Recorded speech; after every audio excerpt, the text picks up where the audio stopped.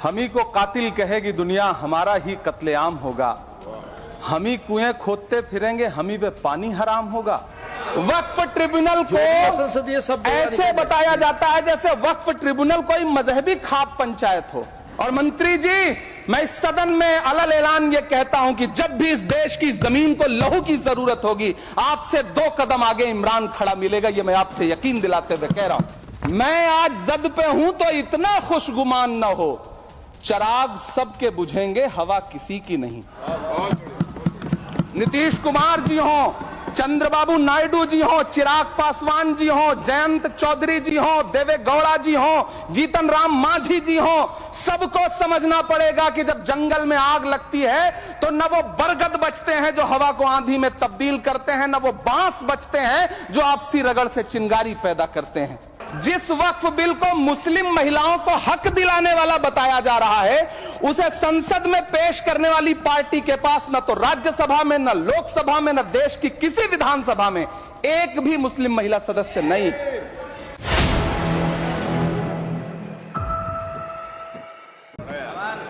धन्यवाद सभापति महोदय। हम ही को कातिल कहेगी दुनिया, हमारा ही कत्लेआम होगा। हम ही कुएं खोदते फिरेंगे, हम ही पे पानी हराम होगा। सभापति महोदय, सन 1947 में दिल्ली की जामा मस्जिद की तारीखी सीढ़ियों पर खड़े होकर के भारत रत्न मौलाना अबुल कलाम आजाद साहब ने कहा था कि मुसलमानों कहां जा रहे हो, यह है तुम्हारा मुल्क, यहां तुम्हारे आबाओ अजदाद की कब्रें हैं। उस वक्त मौलाना आजाद की ये सदाएं सुन करके लोगों ने अपने सरों की गठरियां उतार करके रख दी थी।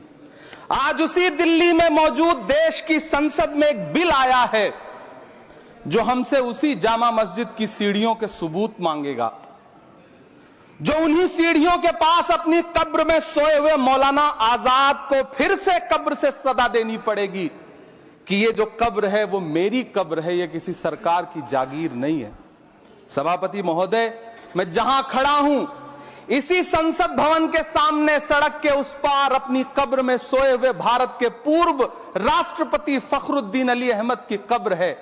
शायद अब उस कब्र से भी सदाएं आए कि ये कब्र मेरी कब्र है, ये सरकार की जागीर नहीं है। सभापति महोदय, मैं वक्फ कानूनों में किए जा रहे संविधान विरोधी बदलावों के खिलाफ बोलने के लिए खड़ा हुआ हूं। संविधान का आर्टिकल 14 हो, 29 हो, 30 हो, चीख चीख कर कहता है कि देश में सब बराबर के हकदार हैं। आर्टिकल 26 कहता है कि सबको अपने अपने मजहबी कामों के लिए मंदिर, मस्जिद, गिरजाघर, गुरुद्वारों का निर्माण करने का हक है और उसका रखरखाव का भी हक है।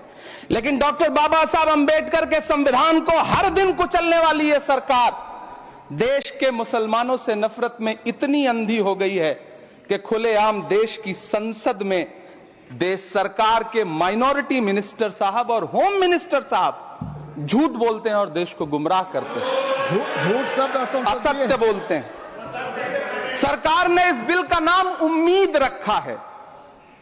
मंत्री जी, कल से इसे देश के मुसलमानों के लिए नई उम्मीद बता रहे हैं। नहीं मंत्री जी, न तो यह बिल मुसलमानों के लिए नई उम्मीद है और न ही उम्मीद की नई किरण। सभापति महोदय, भाजपा ने पूरे देश में वक्फ के नाम पर कई सारे झूठ फैलाए हैं। आइए आज उनकी सच्चाई पर बात करते हैं। वक्फ ट्रिब्यूनल को संसदीय शब्द ऐसे बताया जाता है जैसे वक्फ ट्रिब्यूनल कोई मजहबी खाप पंचायत हो। सभापति महोदय, जबकि सच्चाई यह है कि वक्फ ट्रिब्यूनल भी तो सरकारी न्यायिक विभाग है जिसमें सरकार द्वारा नियुक्त जज होते हैं, जिसमें प्रशासनिक अधिकारी होते हैं, कहीं ऊपर से थोड़ी आ गए। सभापति महोदय, देश के गृह मंत्री जी ने इसी सदन में कहा कि वक्फ ट्रिब्यूनल के फैसले के खिलाफ कोई कोर्ट नहीं जा सकता, जबकि सच यह है कि वक्फ एक्ट 1995 की धारा 83(9) के तहत हाई कोर्ट वक्फ ट्रिब्यूनल के फैसले की न सिर्फ समीक्षा कर सकता है बल्कि उसे बदल भी सकता है। सच तो यह है कि वक्फ बोर्ड खुद अपनी जमीनों के लिए कई सारी कोर्ट में मुकदमे लड़ रहा है। सभापति महोदय, दिल्ली की जिन 123 संपत्तियों को लेकर कल माइनॉरिटी मिनिस्टर, होम मिनिस्टर साहब और अभी आदरणीय नेता सदन बात कर रहे थे, आइए उनकी सच्चाइयों पे भी बात करते हैं। 1911 में जब अंग्रेजी हुकूमत ने कोलकाता के बजाय दिल्ली को राजधानी बनाने का फैसला किया, तो रायसीना हिल्स के चारों तरफ जो मुसलमानों की ढेर सारी जमीनें थी उनको एक्वायर किया गया और लुटियन को इसकी तामीर की जिम्मेदारी सौंपी गई। सेंट्रल विस्टा की तरह लुटियन जोन का मेगा प्लान तैयार हुआ, लेकिन उस वक्त के मुसलमानों ने उस वक्त की अंग्रेजी हुकूमत से अपनी इबादत गाहों को बचाने के लिए लड़ाई लड़ी। मामला ब्रिटिश गवर्नमेंट तक पहुंचा। तब यह तय हुआ कि वो जो धार्मिक स्थल हैं उन्हें जस का तस रहने दिया जाएगा। इंडिया गेट के बगल वाली मस्जिद हो, जाब्तागंज, सुनहरी बाग मस्जिद हो, पार्लियामेंट रोड वाली मस्जिद हो, ऐसी 123 संपत्तियों के मैनेजमेंट के लिए 1913 में मुसलमान वक्फ वैलिडेशन एक्ट बना और उसके बाद एक नया शहर बसाया गया जिसे लुटियंस जोन का नाम दिया गया। फिर 1943-45 के बीच एक और समझौता हुआ आजादी से पहले, उसके तहत काफी सारी वक्फ जायदादों को सुन्नी मजलिस औकाफ बनाकर उसके अंडर किया गया ताकि उसकी देखरेख की जा सके। गृह मंत्री जी 2 दिन से सदन में जो बात कह रहे हैं वो दरअसल 123 संपत्तियां उसी सुन्नी मजलिस औकाफ के तहत आती है। सभापति महोदय, आजाद भारत आजाद हुआ। आजादी के बाद भारत में 1954 में वक्फ एक्ट लागू हुआ, जिसकी धारा 9 के तहत 1964 में केंद्रीय वक्फ काउंसिल का गठन हुआ। दिल्ली की वही 123 प्रॉपर्टीज को 1970 में सर्वे गजट करके गजट नोटिफाई किया गया। इसके निपटारे के लिए पूर्व प्रधानमंत्री इंदिरा जी के द्वारा 1974 में एक बर्नी कमेटी बनाई गई। बर्नी कमेटी ने 1976 में इन 123 संपत्तियों को दिल्ली वक्फ बोर्ड की संपत्ति होने की रिपोर्ट सौंपी। उस रिपोर्ट के आधार पर 1984 में कांग्रेस सरकार ने उन 123 प्रॉपर्टीज को दिल्ली वक्फ बोर्ड को सौंपने का फैसला किया, जिसके खिलाफ विश्व हिंदू परिषद कोर्ट गई। मामला 2011 तक पेंडिंग रहा। फिर 2011 में कोर्ट ने सरकार को आदेशित किया कि इसका निपटारा करो। तब 2013 में तत्कालीन यूपीए सरकार ने दिल्ली की उन्हीं 123 जायदादों को बर्नी कमेटी की सिफारिशों के मुताबिक वक्फ बोर्ड के हवाले किया। यही वो प्रॉपर्टीज हैं जिनके नाम से गृह मंत्री जी कल से कांग्रेस को कोस रहे हैं।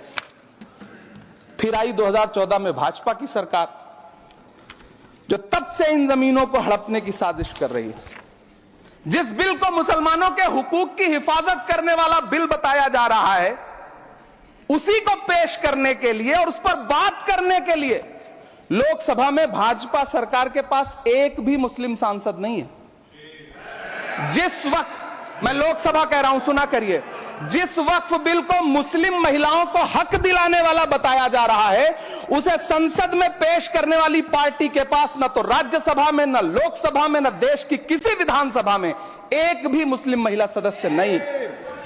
कल किरण रिजिजू जी कह रहे थे कि रेलवे की जमीनें देश की जमीनें हैं, डिफेंस की जमीनें देश की जमीनें हैं। हां मंत्री जी, हैं, बिल्कुल हैं। ये जो वक्फ की जमीनें हैं, ये हमारे पुरखों ने धार्मिक कामों के लिए डोनेट किया है, तो हम भी तो इसी देश के नागरिक हैं, हम भी तो इसी देश के बेटे हैं, तो वक्फ की जमीनें भी तो इसी देश की जमीनें हैं। उनको पराया क्यों बोलते हैं आप? सभापति महोदय, अशफाकुल्लाह खान जब फैजाबाद की जेल में फांसी के फंदे पर झूल रहे थे, तो इसी देश की जमीन के लिए झूल रहे थे ना। सभापति महोदय, अंडमान की जेल में काला पानी की सजा काटकर अपनी जान देने वाले मौलाना फजले हक खैराबादी हो या शेर खान अफरीदी हो, वो भी तो इसी जमीन के लिए अपनी जान दे रहे थे ना। सभापति महोदय, पाकिस्तान के खिलाफ लड़ते हुए अपनी जान देने वाले महावीर चक्र विजेता ब्रिगेडियर उस्मान हो या पाकिस्तान के पैटर्न टैंक उड़ाने वाला परमवीर चक्र विजेता वीर अब्दुल हमीद हो, वो भी तो इसी जमीन के लिए अपनी जान दे रहा था ना। और मंत्री जी, मैं इस सदन में अलग ऐलान ये कहता हूं कि जब भी इस देश की जमीन को लहू की जरूरत होगी, आपसे 2 कदम आगे इमरान खड़ा मिलेगा, ये मैं आपसे यकीन दिलाते हुए कह रहा हूं। सभापति महोदय, मैं सरकार से कहना चाहता हूं, हमसे हमारी इबादत गाहें तो मत छीनिए ना, हमारे घरों पे बुलडोजर तो मत चलाइए ना। हमारी कब्रों में तो हमें सुकून से सोने दीजिए ना। सभापति महोदय, माइनॉरिटी मिनिस्ट्री का बजट कट करके, मुस्लिम बच्चों की स्कॉलरशिप बंद करके अब सरकार कह रही है कि हम वक्फ की आमदनी से गरीब मुसलमानों का भला करेंगे। गुजरात की बेटी बिल्किस के बलात्कारियों की रिहाई के बाद उन्हें माला पहनाने वाली लोगों के नेता ये कह रहे हैं कि यह बिल मुस्लिम महिलाओं को उनका हक दिलाएगा। धन्यवाद मोदी जी, क्या बढ़िया सौगातें मोदी दे रहे हैं आप। पहले हमें गुजराते मोदी दिया, आप सौगातें मोदी दे रहे हैं। लेकिन यह सरकार इतना याद रखे कि इसी ठसक के साथ देश की संसद में सीए का कानून भी लाया गया था और कहा गया था बड़े बड़े भाषण देकर के कि पड़ोसी देशों से हिंदू भाइयों को ला करके यहां नागरिकता दी जाएगी। लेकिन मैं आपके संज्ञान में लाता हूं सर कि पिछले इतने दिनों में इनसे नागरिकता लेने के लिए 2000 व्यक्ति भी नहीं आए, जबकि इसके उलट इन्हीं की सरकार में पिछले 10 साल में 15 लाख से ज्यादा भारतीयों ने भारत की नागरिकता छोड़ करके दूसरे देश में जाकर के बस गए। यह हुआ उस कानून का अंजाम। सभापति महोदय, इसी तरह की जिद के साथ किसानों के खिलाफ भी कानून लाए गए थे। जिस तरह आज वक्फ के फायदे गिनाए जा रहे हैं, उसी तरह से किसानों को भी कृषि कानूनों के फायदे गिनाए गए थे। लेकिन अंजाम क्या हुआ? 700 किसानों की शहादत लेने के बाद सरकार को अन्नदाता किसानों के सामने घुटने टेकने पड़े और कृषि कानून वापस लेने पड़े। जिल्ले इलाही, जमहूरियत जो है वो नफरत और ठसक से नहीं चलती है, अकड़ से नहीं चलती है। उसमें सबकी हिस्सेदारी जरूरी है। कल देश के माइनॉरिटी मिनिस्टर ने लोकसभा में खड़े होकर एक शेर सुनाया था कि मुझसे कोई बदगुमान न हो, तो मैं उन्हें एक शेर सुनाना चाहता हूं कि मैं आज जद पे हूं तो इतना खुशगुमान न हो, मैं आज जद पे हूं तो इतना खुशगुमान न हो, चराग सबके बुझेंगे हवा किसी की नहीं। नीतीश कुमार जी हो, चंद्रबाबू नायडू जी हो, चिराग पासवान जी हो, जयंत चौधरी जी हो, देवे गौड़ा जी हो, जीतन राम मांझी जी हो, सबको समझना पड़ेगा कि जब जंगल में आग लगती है तो न वो बरगद बचते हैं जो हवा को आंधी में तब्दील करते हैं, न वो बांस बचते हैं जो आपसी रगड़ से चिंगारी पैदा करते हैं। सभापति महोदय, जब देश को मनमोहन सिंह साहब जैसा काबिल प्रधानमंत्री मिलता है तो देश को आरटीआई जैसा एक्ट मिलता है, सेज जैसा एक्ट मिलता है, मनरेगा जैसा एक्ट मिलता है, लिबरलाइजेशन मिलता है, राइट टू एजुकेशन मिलता है, नेशनल फूड सिक्योरिटी एक्ट मिलता है। लेकिन जब देश को सौगातें मोदी मिलती है तो क्या मिलता है? सीए मिलता है, फॉर्म्स लॉ मिलता है, आर्टिकल 370 मिलता है, इलेक्टोरल बॉन्ड जैसा एक्ट मिलता है और वक्फ अमेंडमेंट एक्ट जैसे बिल देश को मिलते हैं। मुझे तो अपने हमवतन भाइयों से पूछना है कि आपको अपने बच्चों की तरक्की, खुशहाली और नौकरी की दरकार है या फिर मुसलमानों की दान की गई जमीनों को लूटकर धन्ना सेठों को देने की साजिश करने वाले कानून की? सभापति महोदय, यह सरकार रात के 3 बजे तक पूरे देश को जगा करके संसद में अपने ही नागरिकों को नीचा दिखाने के लिए वक्फ बिल ला रही थी, तो उधर रात के 1:30 बजे अमेरिका हम पर 26% टैरिफ लगा रहा था। सरकार की प्राथमिकताएं देश को पता। सभापति महोदय, मैं बहुत भावुक हूं आज, और मुझे अच्छा लगा कि आदरणीय नेता सदन जगत प्रकाश नड्डा जी ने बहुत अच्छी बातें भी की, मन से बातें की। क्योंकि उनके नाम में प्रकाश जुड़ा है तो मैं उनमें हमेशा एक रोशनी की किरण देखता हूं। मैं उनके सामने बहुत अदब से यह बात कहना चाहता हूं कि चिरागों के सफर में दबदबा हो आंधियों का तो फिर अंजाम जुल्मत के सिवा कुछ भी नहीं होगा। यह दुनिया नफरतों के आखिरी स्टेज पर है, इलाज इसका मोहब्बत के सिवा कुछ भी नहीं होगा। मैं भावुक हूं, मेरी पलकें गीली हैं। अगर देश की एक बहुत बड़ी आबादी को लगता है कि आप उसका भला करने के लिए नहीं बल्कि उनकी इबादत गाहों, उनकी कब्रिस्तानों, उनकी खानकाहों को बर्बाद करने का बिल ला रहे हैं, तो फिर आप अगर समझाने में नाकामयाब रहे हैं तो यह आपकी नाकामयाबी है। पहले समझाइए, उसके बाद कोई बिल लेकर के आइए, तब शायद हम आपका इतनी पुरजोर तरीके से विरोध ना करें। लेकिन सभापति महोदय, मैं अंत में सिर्फ इतना कहना चाहता हूं कि इस बिल में जो भी पॉइंट्स दिए गए हैं, बॉम्सी पोर्टल देख लीजिए, सरकार का झूठ आपको पकड़ में आ जाएगा।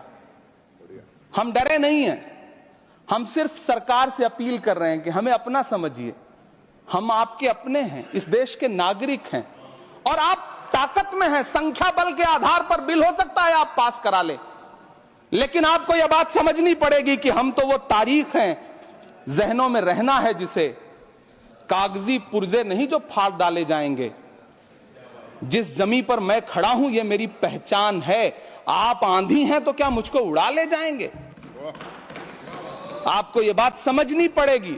आपको अगर इतना विपक्ष की तरफ से पहले जेपीसी में इतने सारे पॉइंट्स आए और उसके बाद कल से लोकसभा में और राज्यसभा में सुझाव आप सुनने को तैयार नहीं है, लोगों की शंका को दूर करने के बारे में आप बिल्कुल सोच नहीं रहे, बस आप कह रहे हैं यह बिल उम्मीद की नई किरण है। नहीं साहब, इसे भले किरण जी लेके आए हैं, लेकिन ये उम्मीद की नहीं बल्कि नाउम्मीदी की किरण है। और इस देश की एक बहुत बड़ी आबादी इस बात से खदशे में है, शक में है कि आप सीधे उनकी जमीनों को लूट करके धन्ना सेठों को बेचना चाहते हैं। मेरी अब भी आपसे अपील है कि इस बिल को वापस लीजिए। यह बिल कहीं से आपके अपने नागरिकों के लिए अच्छा नहीं है। यह बिल सिर्फ इस देश के मुसलमानों को नीचा दिखाने का और अपने एक ऐसे मतदाता वर्ग को खुश करने का बिल है जिनको इस बिल के पास हो जाने से कुछ मिलेगा भी नहीं, लेकिन आप एक नैरेटिव देना चाहते हैं, एक मैसेज देना चाहते हैं।